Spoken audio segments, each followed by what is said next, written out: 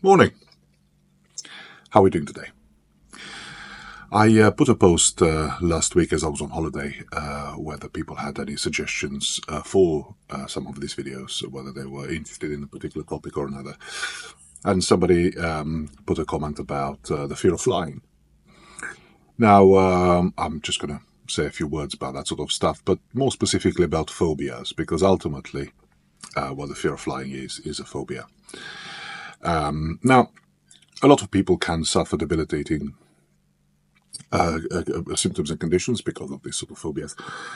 Because what phobias really are an irrational fear of something, and likely that they are learned fears, if you like. So, for example, is something that people might have remembered. They've had bad experiences in the past, and that somehow has stayed, if you remember previous videos, in the fear pathway and has never been, if you like, switched off. Or they've heard some stuff from parents about something being really particularly dangerous, and therefore they internalize this particular fear and this particular anxiety. But that's what a phobia is essentially: is an anxiety, an irrational fear about a thing. And it can have very intense symptoms for the sufferer. I will give you an example. I know the person in the comment was talking about the fear of flying specifically, but again, all phobias function more or less in the same way, because all they are is on the fear pathway that we mentioned. They are this kind of constant stimuli about a particular fear, about a particular expectation. Somebody said that anxiety is the fear of fear. And to some extent, that's true, because when you have extreme anxiety about something, it's not something that's actually happening, but it's your expectation that something will happen. And a fear of flying, like many other fears, or phobias for that matter, is this very intense expectation about what's going to happen and that something bad is going to happen to you. And as I've said, this fear is potentially a memory or potentially something we've heard, but it's a learned behavior. And I think this is very key, because in order to deal with this sort of condition, we have to unlearn, if you like, what we have learned in the past about a thing or another. And I'll give you a very specific example. It's not about flying, but again, it works in very similar ways. A colleague of mine had a client who was afraid, very afraid, was phobic, in fact, about used tea bags. Now, you could say, well, yeah, that's clearly an irrational fear. How could tea bags ever hurt you? Flying, possibly, although it's, as they say, safe as houses. It's actually statistically more unlikely to have an accident or to something to happen to you when flying than when driving or actually using any other mode of transport. But that's beside the point, because again, the word that we're using here is irrational. So this particular person, as I said, was afraid of tea bags.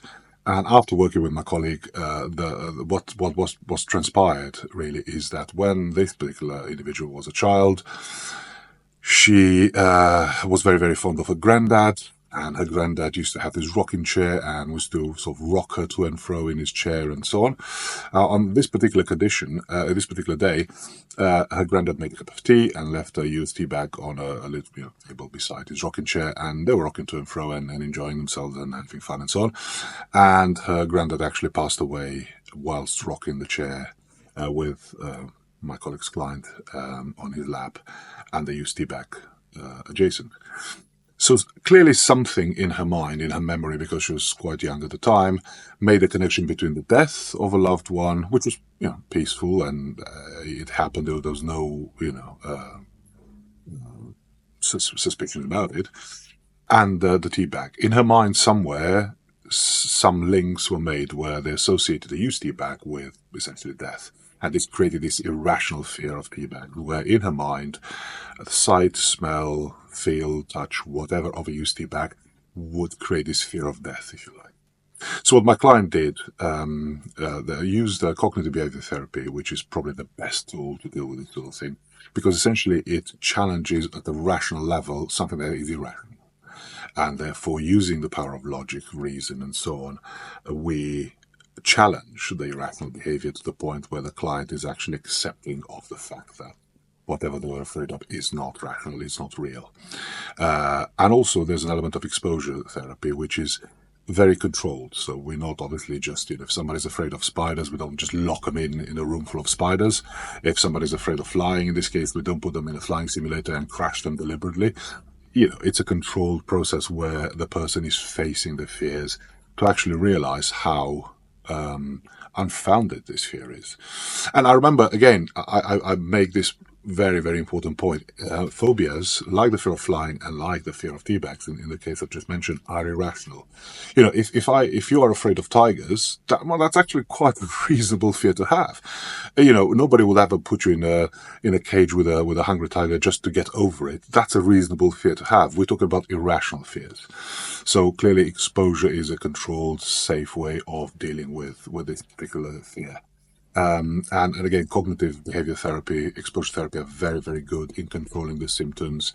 Some people will never get over the fact that they are very, very afraid of something, but they will be able to control the symptoms to the point where their quality of life improves tremendously.